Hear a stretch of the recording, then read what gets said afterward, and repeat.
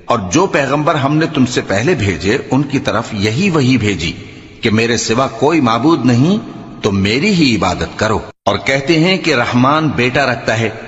وہ پاک ہے، اس کے نہ بیٹا ہے نہ بیٹی، بلکہ جن کو یہ لوگ اس کے بیٹے بیٹیاں سمجھتے ہیں وہ اس کے عزت والے بندے ہیں،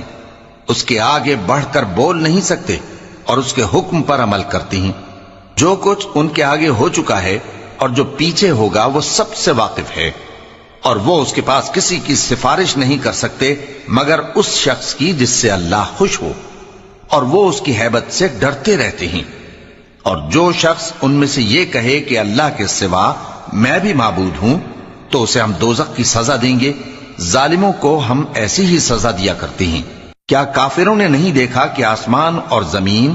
دونوں ملے ہوئے تھے تو ہم نے ان کو جدا جدا کر دیا، اور تمام جاندار چیزیں ہم نے پانی سے بنائیں، پھر یہ لوگ ایمان کیوں نہیں لاتے؟